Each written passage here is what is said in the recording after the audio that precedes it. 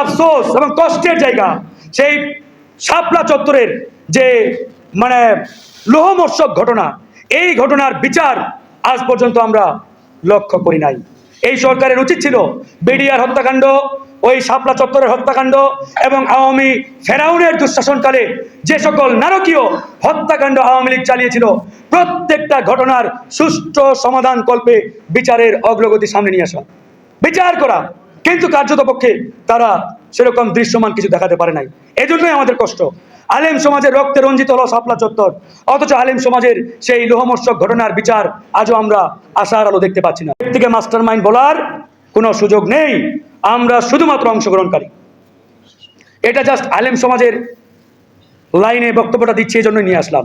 তো যাই হোক, কথা আর বাড়াতে চাই না। আমাদের এখানে আলেম ভাইরা রয়েছেন, তারা বেশ কিছু যৌক্তিক প্রস্তাবনা তাদের কি নোটে দিয়েছেন, তাদের প্রস্তাবনার সাথে আমি শতভাগ একমত, শতভাগ। কিন্তু আফসোস এবং কষ্টের জায়গা সেই শাপলা চত্বরের যে লোহমর্ষক ঘটনা, এই ঘটনার বিচার আজ পর্যন্ত আমরা লক্ষ্য করি নাই।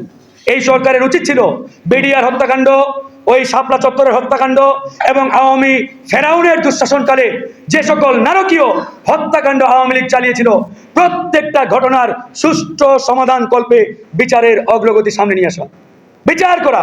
কিন্তু কার্যতপক্ষে তারা সেরকম দৃশ্যমান কিছু দেখাতে পারে নাই। এজন্যই আমাদের কষ্ট। আলেম সমাজের রক্তে রঞ্জিত হলো শাপলা চত্বর, অথচ আলেম সমাজের সেই লোহমর্ষক ঘটনার বিচার আজও আমরা আশার আলো দেখতে পাচ্ছি না। এই ঘটনাগুলোর বিচার আমরা দাবি করছি। একই সাথে আমাদের ভাইয়েরা একটা প্রস্তাব দিয়েছেন, তাদের সাথেও আমি একমত। রাষ্ট্র ধর্ম রক্ষায় এই সরকারকে আইন করতে হবে।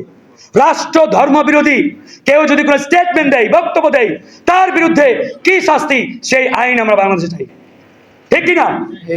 রাষ্ট্র ধর্ম বিরোধী কোনো বক্তব্য, কোনো আলোচনা, কোনো কথা বলার কোনো সুযোগ নেই।